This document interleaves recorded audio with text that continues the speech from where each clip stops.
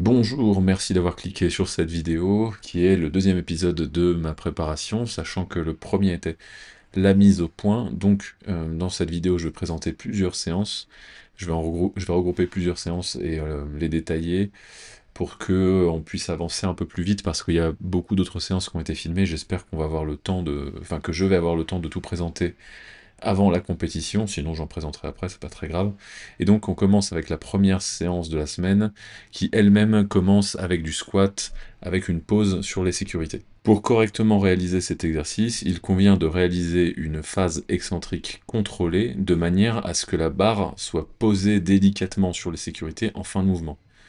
Ensuite, pour la phase concentrique, eh bien là le but ça va être de mettre un maximum de vitesse pour la réalisation de la phase concentrique du squat. En ce qui concerne les réglages, il conviendra, avant même de réaliser le mouvement, de vérifier, alors avec la caméra c'est l'idéal, de vérifier donc que lorsque l'on pose la barre sur les sécurités, on casse quand même la parallèle, à part si tu souhaites réaliser un demi-squat. Moi, mon objectif c'est quand même de garder une amplitude de mouvement raisonnable, donc du coup ce que j'ai fait c'est que j'ai commencé barre à vide au début à vérifier voilà, si les sécurités sur les côtés étaient placées à la bonne hauteur. Et puis après, bon, bah, j'ai noté la hauteur des sécurités sur un papier, parce qu'autrement, je vais pas refaire le test à chaque séance. Donc cet exercice m'a permis de pas mal améliorer mon explosivité sur la phase concentrique du mouvement. Là d'ailleurs, la pause est un petit peu trop courte. Il aurait fallu que ça dure une seconde et demie. Mais bon, c'est pas très grave. Malheureusement, c'est un exercice que je n'ai pas pu continuer par la suite, parce qu'en fait, les sécurités... Ah bah là, j'ai carrément pas fait la pause. C'est pas mal ça. Voilà, bref, tant pis. C'est un exercice que j'ai dû arrêter dans tous les cas parce que les sécurités sur ce rack-là ne me permettaient pas de le faire en totale sécurité parce qu'elles avaient tendance à pivoter enfin, d'un côté ou de l'autre. Donc je voulais pas me mettre en danger et puis je l'ai remplacé par du squat classique. Et puis au final, ça m'a pas empêché de progresser, donc bon, tant pis. Mais par contre, ça a eu aussi l'avantage de m'aider à ne plus avoir mal au dos. Ça, j'en parlerai dans une autre vidéo. Mais j'avais une douleur atroce au niveau de la partie supérieure du grand fessier, et ça m'a permis par je ne sais quel procédé, ça m'a permis quand même de corriger cette douleur-là, et de plus l'avoir du tout d'ailleurs. Donc voilà. Dans la continuité de cette première séance de la semaine, j'enchaîne avec du développé couché, et c'est une séance qui dure particulièrement longtemps, puisque j'ai tout un échauffement qui est assez long pour le squat, et pareil pour le développé couché, sachant que je me rééchauffe alors je réchauffe pas tout, parce qu'il y a certains groupes musculaires où c'est déjà chaud, il n'y a peut-être pas besoin d'en remettre une couche. Maintenant je refais un échauffement spécifique pour chaque mouvement, donc ça dure pas mal de temps, et ensuite il y a la montée progressive, donc là c'est ce qu'on voit. En ce qui concerne le setup, eh bien on peut voir que je ne m'entraîne pas sur un banc calibré, c'est pas que... enfin un banc spécifique pour la compétition, et c'est pas que je ne le veuille pas, c'est tout simplement que c'est rarement disponible dans les salles de sport, donc ce que je fais c'est que je réalise mon setup avec ce qu'il y a de disponible. Ce banc-ci qui est vraiment pas le meilleur, qui est un petit peu trop haut comparé aux bancs de compétition, mais les autres bancs sont soit trop bas, soit absolument pas équilibrés. Donc c'est le moins pire. Donc ça va, c'est pas non plus terrible pour s'entraîner, mais voilà, on s'en sort. De toute façon, dans la plupart des salles commerciales, il n'y a pas de banc spécifique pour la compétition. Du coup, dans le tutoriel qui va expliquer le développé couché en compétition, j'ai décidé d'expliquer comment réaliser un setup un peu comme je le fais pour pouvoir pallier ce manque. Pour information, les deux prochains tutoriels qui vont sortir sur cette chaîne YouTube seront le squat et le développé couché. Alors je sais pas si ça sera d'abord la vidéo sur le squat ou d'abord celle sur le développé couché. Il faut d'abord que je les termine complètement et ensuite je déciderai au dernier moment. Pour en revenir à la séance du jour, l'incrémentation lors de la montée progressive s'est réalisée de la manière suivante. D'abord barre à vide, puis 70 kg sur la barre, puis 100 kg, puis 120. Là on est à 140 kg. Et que ce soit à l'échauffement ou pour les vraies séries de travail, je réalise chaque répétition en effectuant une pause en bas du mouvement pour imiter le tempo qui est imposé en compétition. Donc ça pareil, je vais en reparler sur dans le tutoriel pour le développer couché en compétition, mais pour donner un avant-goût, eh bien en compétition, c'est pas juste on fait un développé couché en touchant les pecs et on repart directement. On doit suivre les ordres de l'arbitre, qui sont start, donc il faut avoir les bras complètement tendus. Ensuite, une fois que la barre touche les pecs, L'arbitre dit presse, et à ce moment-là seulement, on est autorisé à repousser la barre. Une fois que les bras sont tendus, l'arbitre dit rack, et on peut ranger la barre pardon, sur le rack, sur les supports. En même temps que j'explique ça, j'ai pu remarquer que certaines pauses me semblaient trop courtes.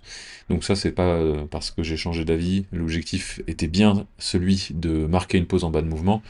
Cela dit, bah, en fait, c'était le début de la préparation au moment où ces vidéos ont été tournées. Donc peut-être que j'ai un petit peu galéré. Donc là, ça s'est amélioré hein, depuis le temps, mais je vais pas spoiler parce qu'autrement, bah, il y aura plus trop intérêt à regarder la vidéo. Mais là, par exemple, là, on a une pause qui est correcte, mais qui me semble quand même insuffisante en termes de durée. Là, pareil. Et la suivante, ça donne quoi?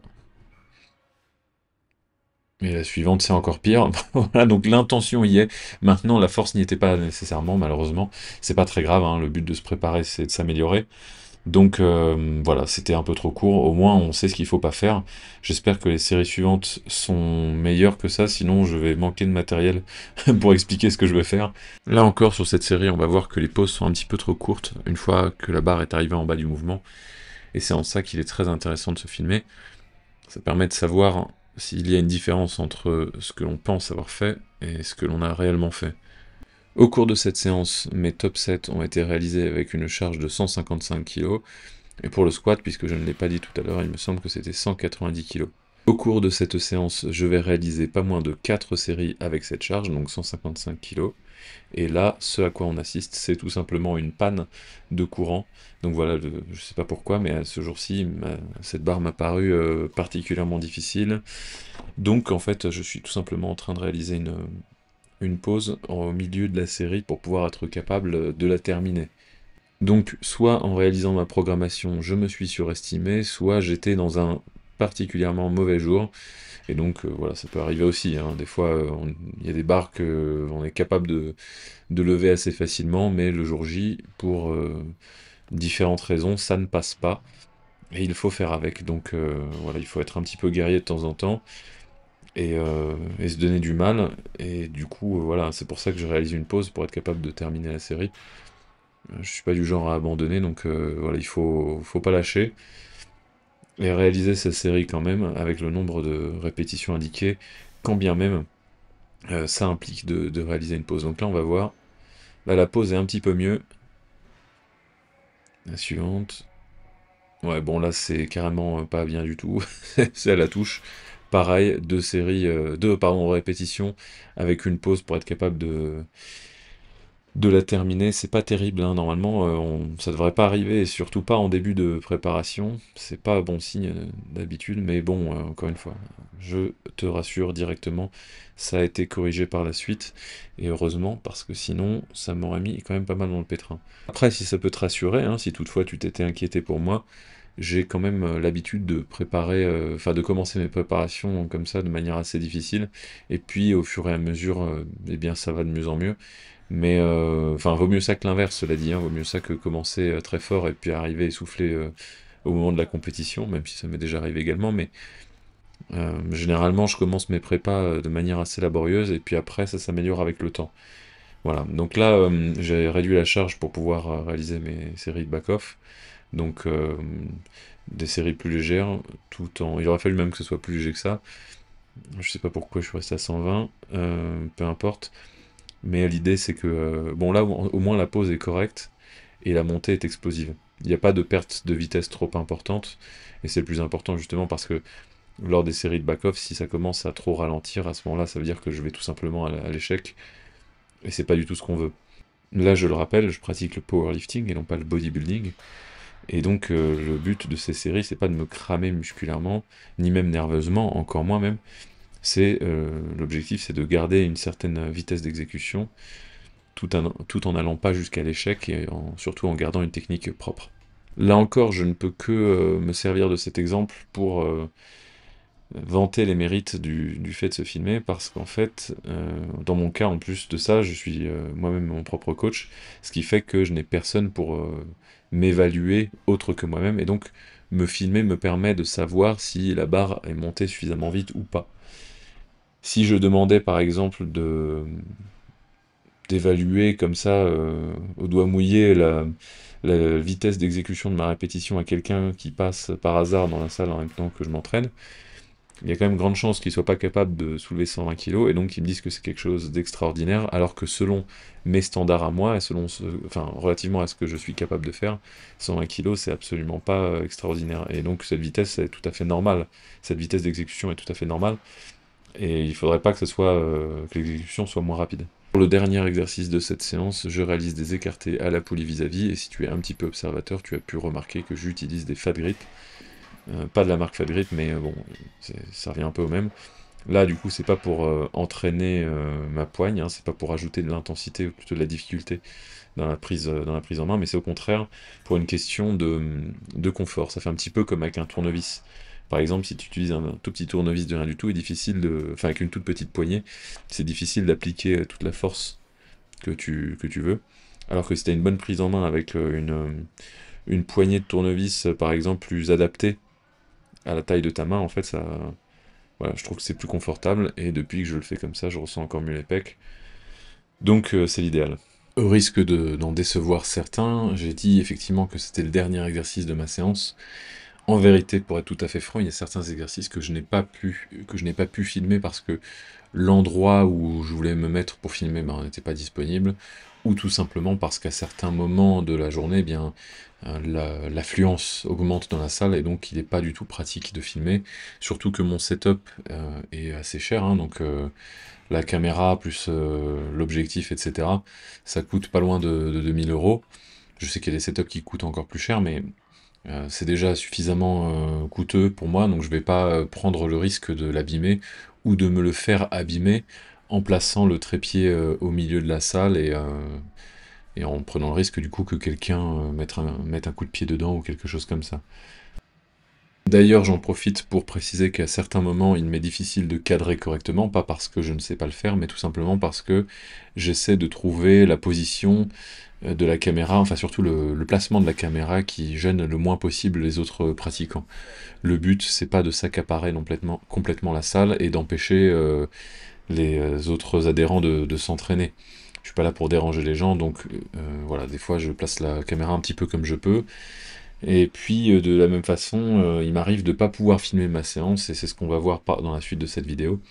On va passer directement à la 3e séance de la semaine, sans avoir la 2e, mais bon, de toute façon, il n'y a pas à s'inquiéter, puisque dans les épisodes suivants, il y aura la 2e séance de la semaine.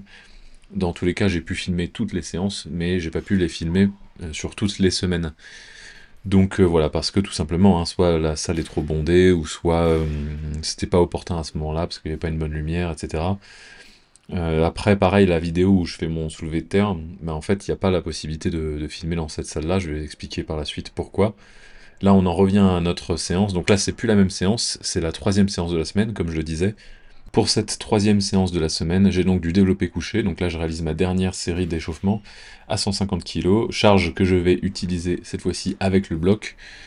Et donc pourquoi utiliser le bloc? Là, dans l'objectif en ce début de prépa, c'était tout simplement de pouvoir continuer à manier des charges qui se trouvent être proches de mon max, tout en ne provoquant pas un stress trop important sur les pectoraux et puis sur mes articulations de manière générale. À ce stade-là de la préparation, c'est donc comme ça que j'ai décidé d'utiliser le bloc, mais au fur et à mesure de la préparation, au fur et à mesure du temps que je progresse, je vais pouvoir utiliser des charges de plus en plus lourdes. Avec le bloc, je vais donc réaliser 5 séries de 2 répétitions, donc j'ai vraiment voulu commencer léger, et j'ai bien fait, parce que je vais pas en dire plus encore une fois, mais ça a porté ses fruits. Et voilà, j'ai tiré des leçons de ma précédente préparation où j'étais parti un petit peu trop fort, et je m'étais essoufflé arrivé à mi-chemin. Du coup, là, effectivement, je commence carrément léger, et ça a été une bonne idée en fin de compte. Et tu vas pouvoir voir la suite bientôt, simplement il va falloir d'abord t'abonner si ça n'est pas déjà fait, activer la cloche pour être notifié des prochaines sorties, me laisser un pouce vers le haut, c'est un peu comme un pourboire. Hein, donc c'est vrai que si on n'a pas ça en tant que créateur qui se lance, c'est un petit peu complexe, quoi. C'est pas impossible, attention, on se débrouille sans. Mais voilà, c'est vrai que ça fait plaisir, un petit commentaire, une question même, hein, une question serait la bienvenue, mais voilà, c'est pas cher payé pour une vidéo gratuite. Ensuite, donc maintenant que c'est fait, on continue, on reprend sur cette séance-là. Là, normalement, voilà, on est sur les séries, pareil, séries back-off comme tout à l'heure, avec séries légères, qui permettent de conserver de la vitesse, et cette fois-ci de l'amplitude de mouvement, puisque comme il y avait le bloc tout à l'heure, bah, forcément l'amplitude était réduite. Du coup, là, on profite des séries légères pour pouvoir marquer un temps d'arrêt en bas du mouvement plus important, garder de la vitesse lors de la réalisation du mouvement, et puis avoir la technique la plus impeccable possible. Également, lors de cette séance, en vérité, j'ai réalisé d'autres exercices, mais pareil, et comme tout à l'heure, je l'ai expliqué, je n'ai pas pu le filmer parce qu'il y avait trop de monde. Donc là encore, je vais prendre ma caméra ce soir, et puis on va voir si je vais être capable de filmer tout ce que je veux. Mais il m'arrive assez souvent hein, d'aller à la salle avec ma caméra, mon trépied, tout ce qu'il faut pour filmer, et de rentrer bredouille parce que malheureusement il y avait trop de monde. Alors là, dans cette vidéo, on a l'impression qu'il n'y a pas trop de monde, mais en fait, ce qui se passe, c'est que les gens sont arrivés par la suite, une fois que j'ai fini mon développé couché, que je voulais filmer les autres mouvements. Bon, tant pis, j'irai plutôt la prochaine fois s'il le faut, et puis j'arriverai à filmer tous les exos de renfort. D'ailleurs, puisque j'en parle, eh bien, je vais aller m'entraîner tout de suite. Je vais préparer mes affaires et aller m'entraîner, et je reviens d'ici quelques minutes pour finir l'enregistrement de cette vidéo. Mais de toute façon, toi, tu verras pas la différence, puisque c'est la magie du montage, quelque part. De mon côté, l'entraînement s'est bien déroulé. Donc là, la séance qu'on voit, enfin, le mouvement qu'on voit, le soulevé de terre, c'est pendant la dernière séance de la semaine. Mais je l'ai déjà dit, de toute façon, chaque épisode montrera des séances différentes. Donc là, il y a une montée progressive. Je sais même plus jusqu'à combien je vais monter ce jour-ci. On verra bien de toute façon. Et j'utilise une barre. Alors peut-être que les observateurs les plus connaisseurs auront remarqué. Il s'agit d'une barre de type Kabuki qui offre une très bonne flexibilité. Le confort d'utilisation est vraiment inégalable. Je trouve vraiment dommage qu'ils aient arrêté de la produire, enfin que la firme qui produisait ces barres-là est fermée, parce que bah, c'était vraiment le top. Donc je vais voir comment je peux faire pour m'en procurer une. Je pense qu'il doit y avoir des alternatives qui proposent des caractéristiques semblables. Mais voilà, j'ai vraiment adoré m'entraîner sur cette barre. C'est quelqu'un qui me la prête gentiment. C'est donc une barre qui n'appartient pas à la salle, hein, c'est un particulier qui l'emmène et qui me laisse de temps à autre l'utiliser. Et ça m'aide beaucoup puisque ça me permet de m'entraîner dans des conditions semblables à celles de la compétition où je vais concourir, parce qu'en fait ça sera une barre, alors c'est pas exactement la même, mais c'est une barre qui aura des caractéristiques physiques très proches de celle-ci. D'ailleurs, comme je le disais la dernière fois, concernant ma salle de sport, donc ça je vais m'en occuper moi-même. En revanche, je vais quand même laisser la possibilité de me verser un pourboire en mettant l'adresse de mon wallet Solana dans dans la description de la vidéo. Et si tu veux m'aider à me procurer cette barre en attendant que je bâtisse ma salle, bah au moins ça sera déjà ça de prix. Et là, pour le coup, je dis pas non, et comme c'est Noël, pourquoi pas, hein, moi aussi j'ai bien le droit de m'offrir un petit cadeau pour Noël. Et voilà, donc c'est verse ce que tu veux, si tu veux pas, verse rien du tout, et puis ça me convient aussi, juste laisse un pouce bleu, un pouce en l'air, pardon, et abonne-toi à la chaîne, ça convient déjà très très bien, le restant c'est du bonus. Et voilà, comme ça moi j'aurai ma propre barre et j'aurai besoin de rien demander à personne, et ça fait vraiment plaisir. Pour en revenir à la séance, il s'agissait de ma deuxième séance de soulevé de terre, avec du soulevé de terre donc léger à 230 kg en série de 5 répétitions, 3 séries de 5 répétitions pour être exact, qui sera suivi juste après par du soulevé de terre roumain. Je reviens rapidement aux conditions dans lesquelles j'ai filmé cette séance, c'est très important parce que il va falloir s'attendre dans les prochains épisodes à ne plus trop voir de plans filmés. Alors j'en ai quand même refilmé dans cette salle malgré tout, hein, j'y suis allé un petit peu en mode hors-la-loi, mais c'est nécessaire, hein. Comment je vous offre un spectacle de qualité si je ne transige pas ne serait-ce qu'un petit peu les règles? Donc en fait, ce qui s'est passé, c'est que je suis allé m'entraîner le matin, au moment où la fréquentation est la plus basse, pour éviter d'embêter les gens voilà, qui s'entraînent et qui n'ont pas forcément envie d'avoir à faire attention à ne pas percuter ma caméra. Donc ce que j'ai fait, c'est que voilà, je l'ai placé à un endroit où il n'y a pas grand monde, et au moment où il y a des gens qui ont envie de prendre du matériel, ben, en fait je pousse la caméra et je remets la caméra en place par la suite.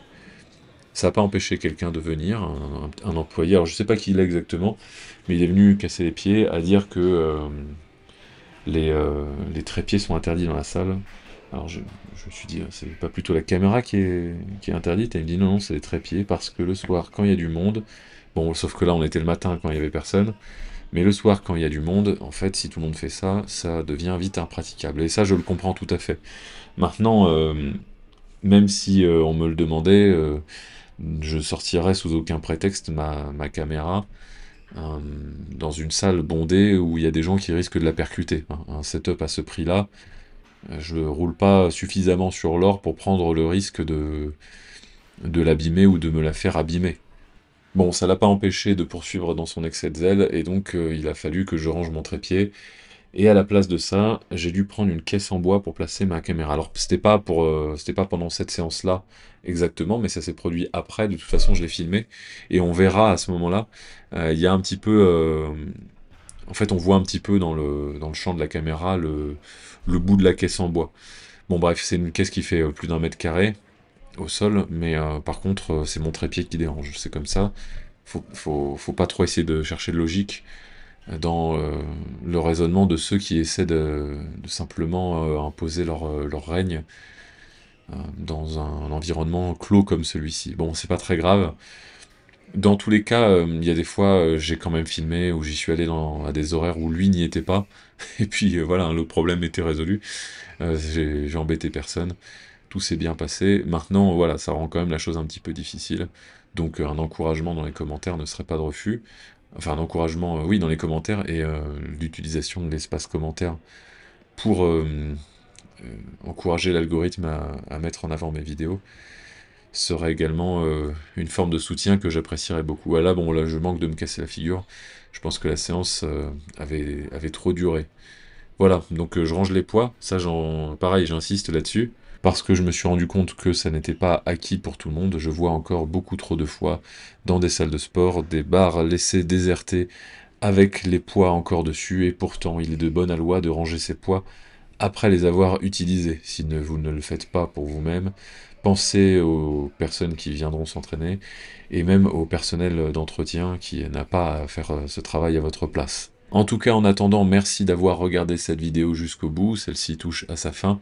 Merci également de m'avoir suivi sur Instagram pour ceux qui ont joué le jeu. Pour ceux pour qui ça n'est pas encore fait, il y a encore temps de le faire. L'adresse de mon compte Insta est dans la description de cette vidéo. Et puis moi, je vais enchaîner directement avec le montage de la prochaine.